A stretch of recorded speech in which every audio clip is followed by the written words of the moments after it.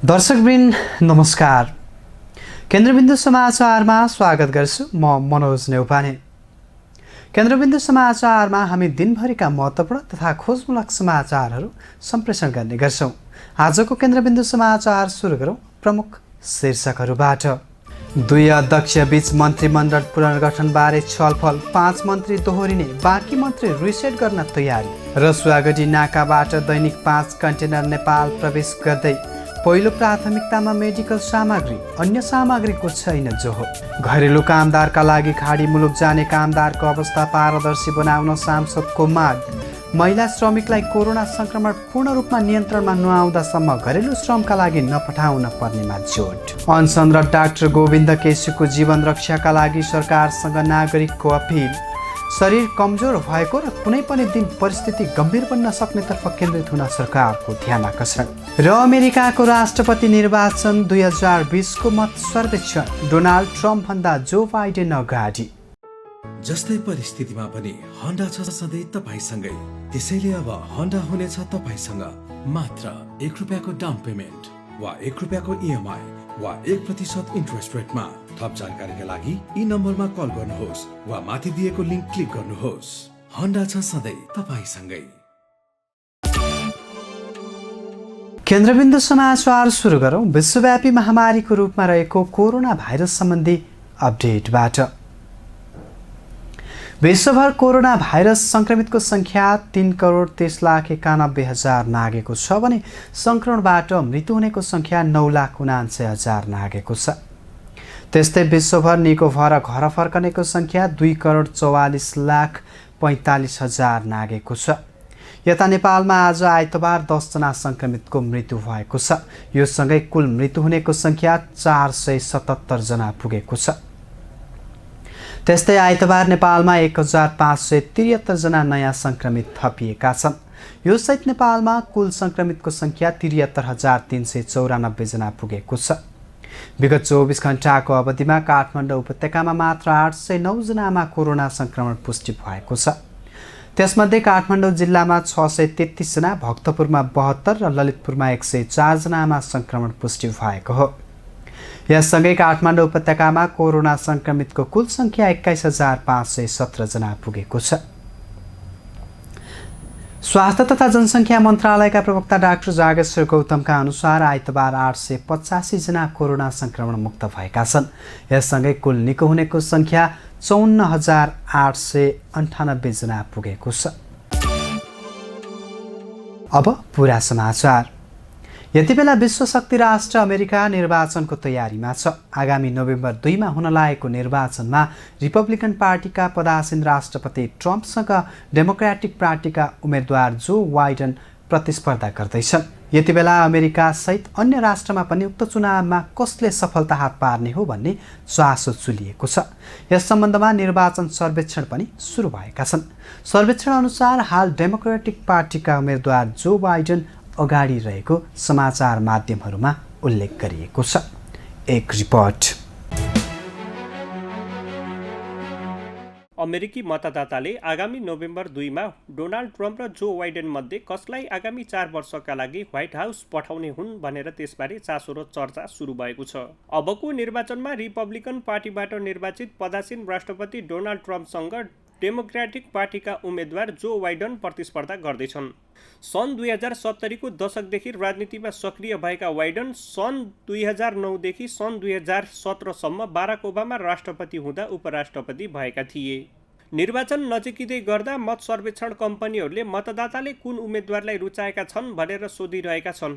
सन् 2016 को निर्वाचनलाई उदाहरणार्थ लिँदा हिलरी क्लिन्टन मत सर्वेक्षणमा अगाडि आएकी थिइन्। डोनाल्ड ट्रम्पले भन्दा उनले झन्डै 30 लाख बढी मत पाइन्, तर उनी राष्ट्रपतिको निर्वाचनमा पराजित भएकी थिइन्।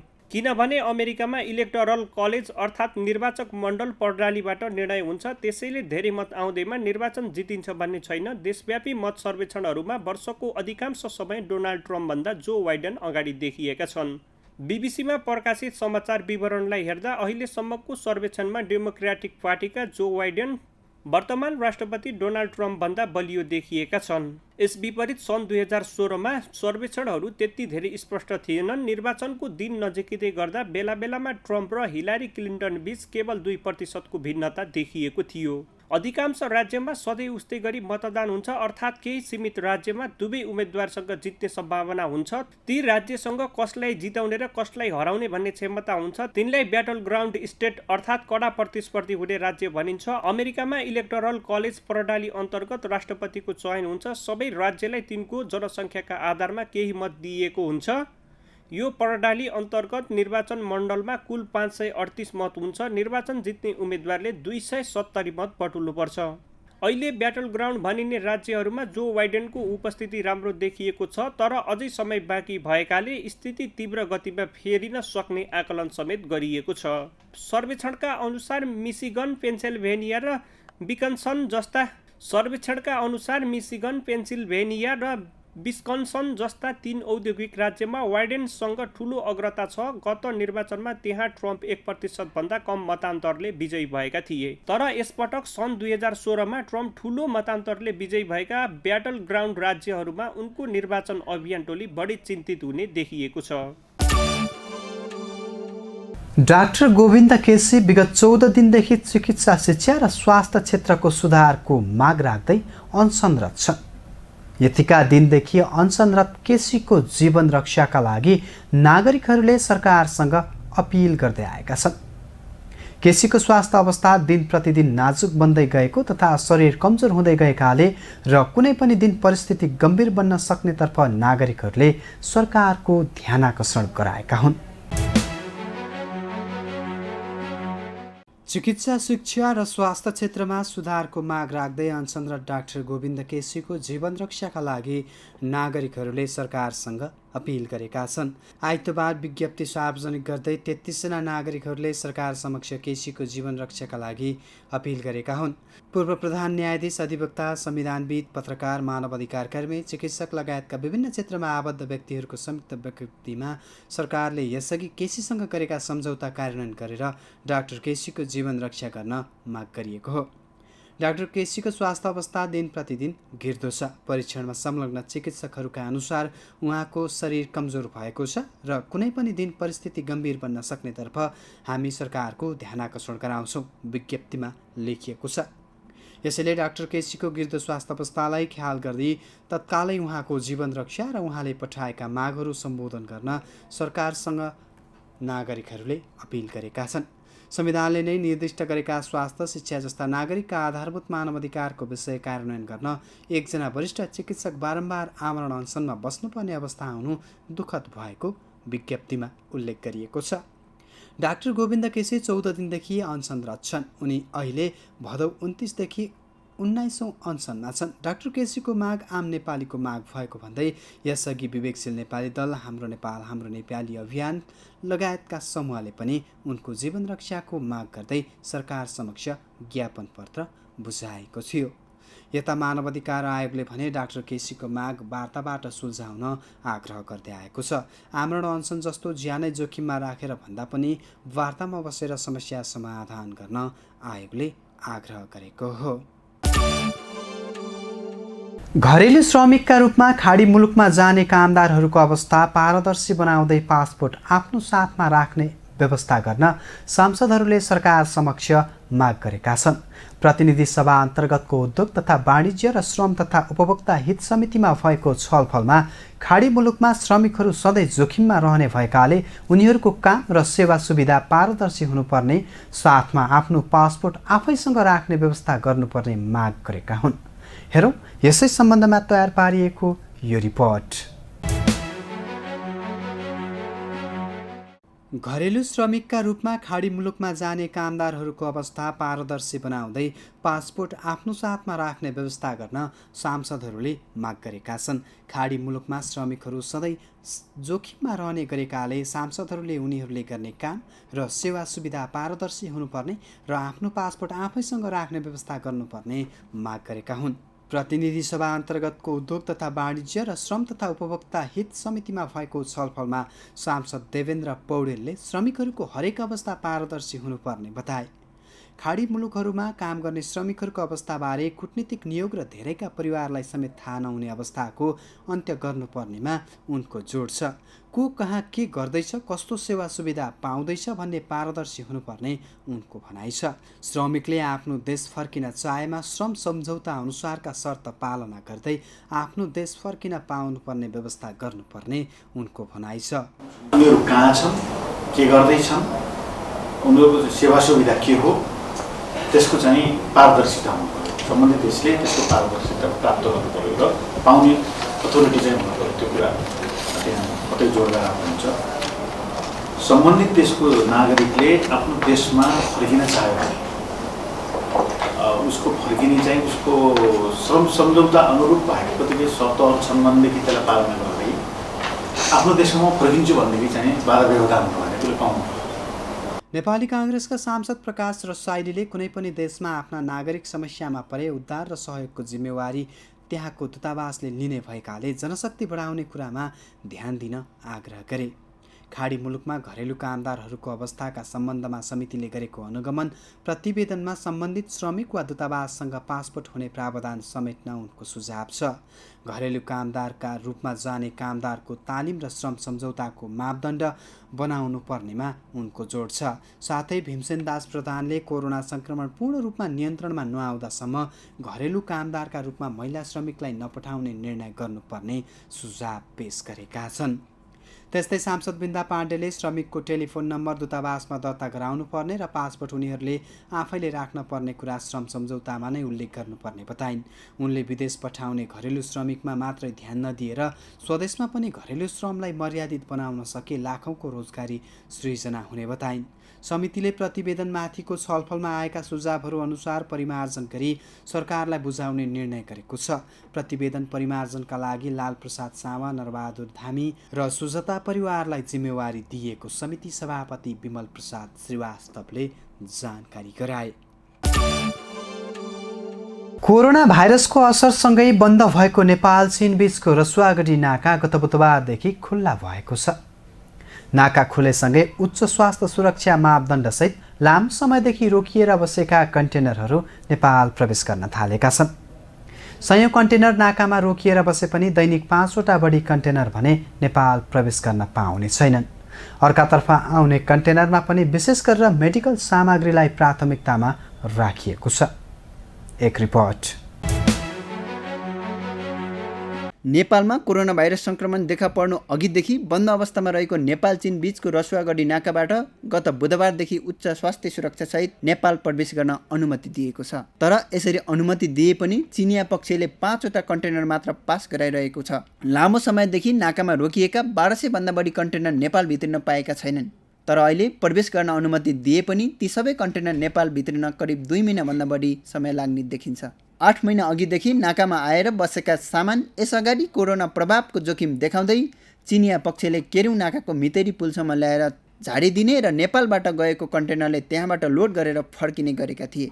तर यसरी चीनबाट आएको कन्टेनरबाट अर्को कन्टेनरमा सामान लोड गर्दा दिनमा सरदर 5वटा ट्रक मात्रै पास हुने भएकाले रसुवागढी नाकामा कन्टेनरको चाप रहेको थियो। अब यसरी महिनौदेखि नाकामा थन्किएर बसेका 1200 कन्टेनरको सामानमा दैनिक 5वटा कन्टेनर मात्र आयात गर्न दिने हो भने दशैँपछि पनि चीनमा बढेका कन्टेनरहरू नेपाल प्रवेश गर्ने छैनन्। रसुवागढी केरुङ भन्सार कार्यालयका प्रमुख पुण्य विक्रम खड्काका अनुसार दैनिक 5वटा मात्रै कन्टेनर भित्रिन पाउने हुँदा सबै कन्टेनर नेपाल प्रवेश गर्न महिनौँ लाग्नेछ। त्यसैले दैनिक 5 भन्दा बढी कन्टेनर प्रवेश गराउनका लागि चिनिया पक्षसँग पहल भइरहेको जानकारी दिए। चिनिया पक्षले नेपालमा कोरोना संक्रमण दर बढ्दै गएकाले स्वास्थ्य सुरक्षालाई पहिलो प्राथमिकतामा राखेको छ। तर स्वास्थ्य मापदण्डलाई सहज बनाएर आयात खुलाउने प्रयास भइरहेको खड्काको भनाइ छ। बन्द रहेको नाका खुलाउनका लागि रसुवाका सिडिओ तथा भन्सार प्रमुखदेखि केन्द्रमा वाणिज्य सचिव र परराष्ट्र सचिवले समेत रसुवागढी नाका खोलेर त्यहाँ अड्किएका सामान छुटाउन चीनसँग आग्रह गरेका थिए। यता कोरोना महामारी रोकथाम तथा नियन्त्रणका लागि सरकारले गरेको लकडाउन र निषेधाज्ञाको मारमा परेका व्यवसायीहरू करोडौँ लगानीको सामान नाकामा महिनौदेखि रोकिँदा लगानी डुब्ने चिन्तामा रहेका छन्। अब नाका खुल्ने भएपछि दशैँ नजिकिँदै गर्दा सामान ल्याउन पाइने आशामा व्यवसायीहरू रहेका छन्। नेपाली व्यवसायीले गत वर्ष नै मगाएका लत्ता कपडा, जुत्ता, मेसिन विद्युतीय सामग्री, कच्चा पदार्थ, फलफुल तथा खाद्यान्न लगायत सामग्रीका कन्टेनर नाकामा अड्किएका छन्। बन्द रहेको नाका खुलेपछि व्यवसायहरू खुसी भए पनि पहिलो प्राथमिकतामा भन्सारले मेडिकल तथा विद्युतीय सामग्री मात्रै राखेपछि व्यवसायीको आँखामा कति दिन खुसी रहने हो भन्ने अझै हेर्न बाँकी रहेको छ। दसैँका लागि चाहिने सामग्री आउन ढिला हुने हो कि भन्ने चिन्ता रहेको नेपाल राष्ट्रिय व्यवसायी महासङ्घका अध्यक्ष नरेश कटुवालले बताए। केन्द्रबिन्दु समाचारमा अब आजको टप 1 न्युजको पालो। प्रधानमन्त्री एवं नेकपाका अध्यक्ष केपी शर्मा ओली र अर्का कार्यकारी अध्यक्ष पुष्पकमल दाहाल प्रचण्ड बीच मन्त्रीमण्डल पुनर्गठनका विषयमा छलफल भएको छ। आइतबार प्रधानमन्त्रीको सरकारी निवास बालुवाटारमा भएको भेटमा केही दिनभित्रै मन्त्रीमण्डल पुनर्गठन तथा पुनर्गठनका मापदण्डबारे छलफल भएको स्रोतले जनाएको छ। एक रिपोर्ट। प्रधानमन्त्री एवं नेकपाका अध्यक्ष केपी शर्मा ओली र अर्का कार्यकारी अध्यक्ष पुष्पकमल दाहाल प्रचण्ड बीच मन्त्रीमण्डल पुनर्गठनको विषयमा छलफल भएको छ।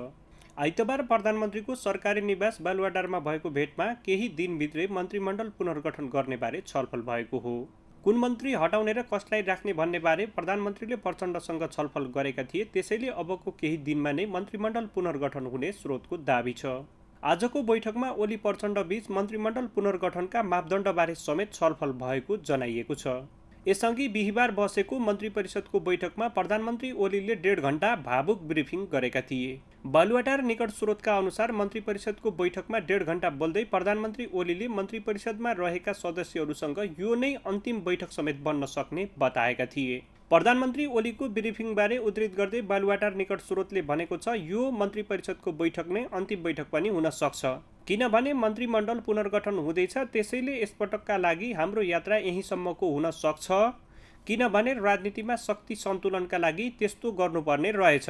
तर मन्त्री परिषदबाट बाहिरिने साथीहरूले आफूले केही गर्न नसकेकाले वा गर्दा गर्दै पनि निकालियो भन्ने भावना राख्ने र नयाँ आउने साथीहरूले पनि आफू नै उपयुक्त पात्र भएकाले ल्याइयो भन्ने भ्रम नराख्नुहोला।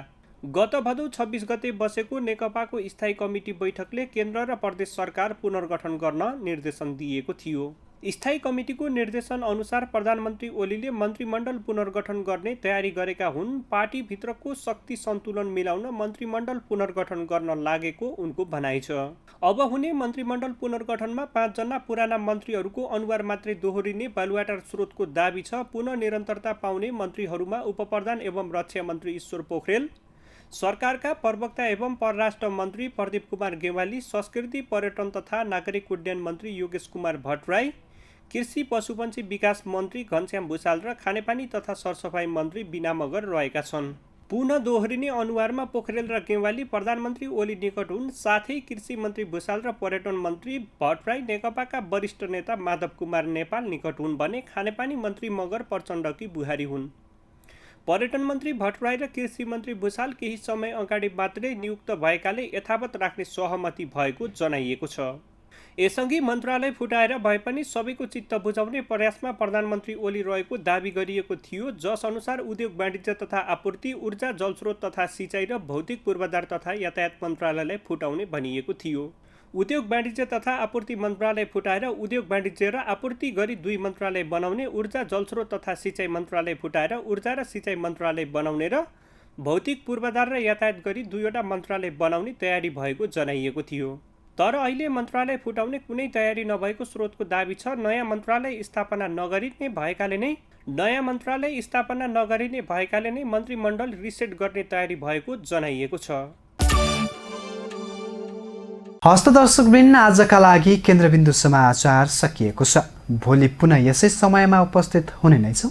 तबसम्मका लागि बिदा दिनुहोस्। केन्द्रबिन्दु समाचार हेर्दै गर्नुहोला। नमस्कार।